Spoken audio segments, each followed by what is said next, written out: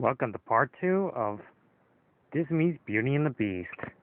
Where you left off, Belle left castle after being scared out of the Beast's anger and saves her life from the dreaded wolves. After saving in her life, he has to control his temper. Or meanwhile, back in Paris, as Gaston is already making a bit of foul slaughter with this Taylor guy, voiced by Tony Jay, and best known as playing in LeFou, Master Judge Frollo from Hunchback of Notre Dame, which I'll get to another time. Not to mention he played in Khan, aka Shere Khan from Tailspin, and later on doing a Disney sequel, The Jungle Book 2, that he played Shere Khan as well.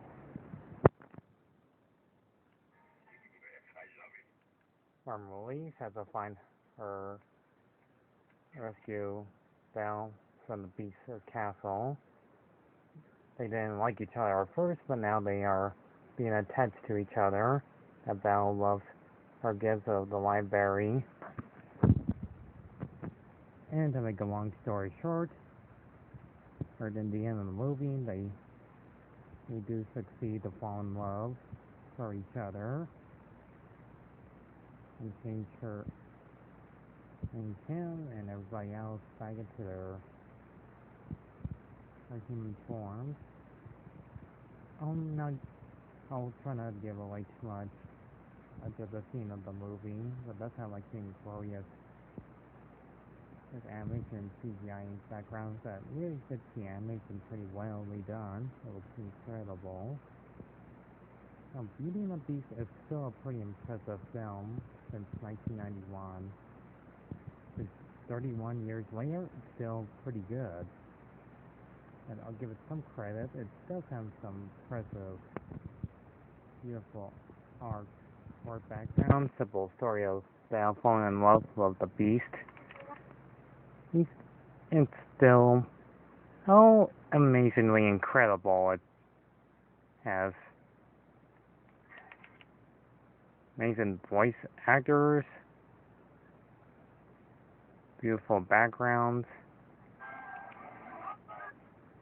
not to mention good characters like Gaston, who doesn't become a villain in the beginning of the film until he sees the Beast. He's actually the main bad guy of the story.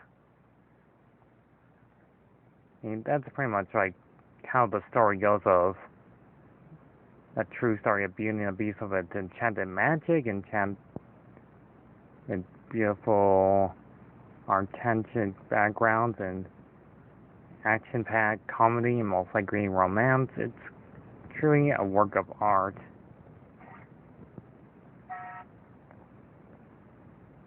It has some sweet, tender moments. It has some sad moments.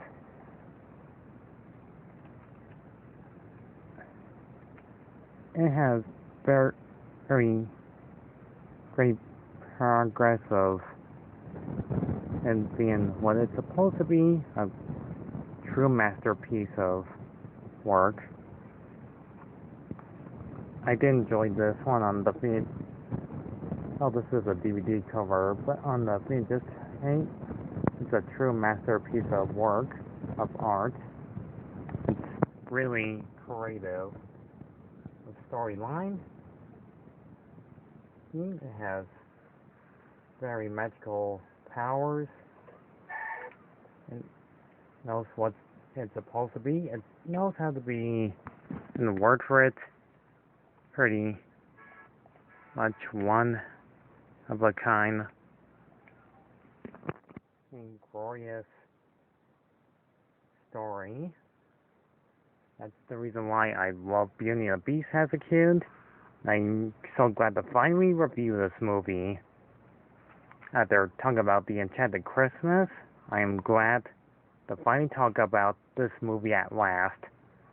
I feel fully completed to finally talk about this amazing film. This part 2 short video, maybe probably 6 minutes of it being its great, each special work of art. It's one of the most impressive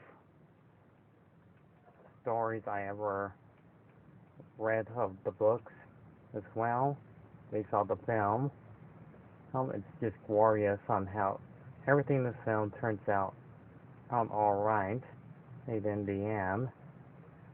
And it's still is one of my most favorite films of all time.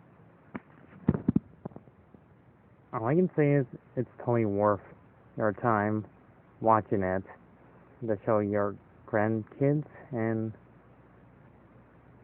most likely others that enjoyed this fantastic fairy tale. So Beauty and the Beast will always be on its wonderful story arcs of all time. In other words, you'll have a wonderful time watching this movie again and again. And it's still impressive at 31 years. You'll surely have a brilliant time with it. I give Beauty and the Beast a 9 out of 10 of a huge success. And there'll be other greater Disney movies up ahead in the near future. And perfect timeline for me to talk about. Thank you all for watching.